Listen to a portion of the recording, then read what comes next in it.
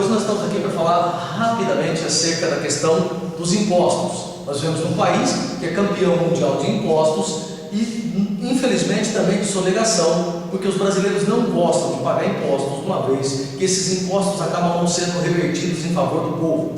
Você pega, por exemplo, hoje nos Estados Unidos, há uma certa campanha, digamos assim, para que o povo americano pague mais impostos. Por quê? Porque eles sabem que o imposto pago lá é, claro, revertido em favor do povo. E por isso os americanos acham que pagam pouco imposto. Há uma certa campanha para aumentar a arrecadação, sabendo que isso sempre será revertido em favor do cidadão. A palavra imposto vem do latim imponere, que seria em português o verbo impor. É uma imposição, é uma obrigação da qual você não tem o direito de escapar. Se é imposto, você não tem a liberdade de não pagar, porque é algo que lhe é imposto. Você não tem o direito de escolha, ele vem. A palavra tem um sinônimo, que é tributo.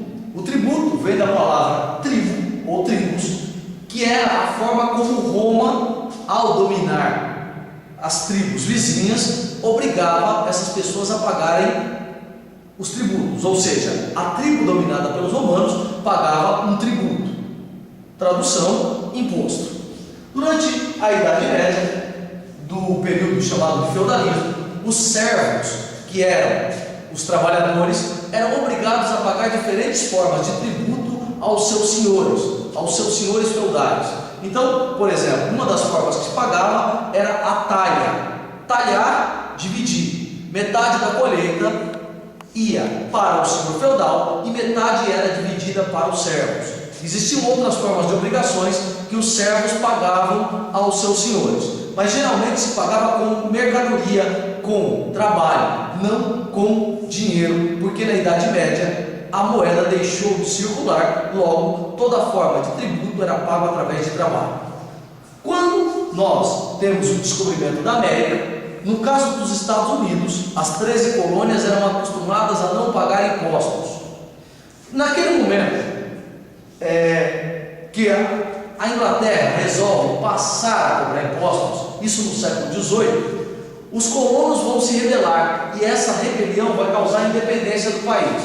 Por que causou? Porque já havia em pauta uma filosofia chamada iluminismo que dizia o seguinte: quando você paga impostos, você tem direito a uma representação do parlamento, o que não acontecia com as 13 colônias da América do Norte. Eles iriam pagar impostos, mas não iriam ter representação no parlamento. Contra isso, eles se rebelaram e criaram a independência do país. É importante que se diga que eles foram criados num regime de liberdade, ou seja, eles não pagavam impostos e logo eles teriam que pagar. E o que causou isso? As sucessivas guerras entre a França e a Inglaterra. As guerras mais marcantes serão as chamadas guerras napoleônicas. A Inglaterra, para manter um exército, durante as guerras napoleônicas, criou o chamado imposto de renda, que é algo que nos acompanha até os dias de hoje. Esse imposto foi criado para manter o exército inglês durante os anos de guerra napoleônica. O imposto é algo que normalmente reside ou recai sobre o nosso salário. Esse salário, que vem da palavra saldo, foi instituído na Roma Antiga. O salário, chamado em Roma de salário, era algo extremamente valioso. O sal era valioso. Por quê? Como não havia geladeira, as pessoas precisavam conservar a carne. Especificamente, no final do verão, eles matavam o gado, colocavam em um barril com bastante água e sal, e aquilo serviria para ser comido durante os meses de inverno. Qual o problema disso? Depois de algum tempo, a carne tinha um gosto de apodrecida, e eles se viram obrigados a usar, além do sal, outros produtos. Os produtos usados, além do sal, foram as chamadas especiarias.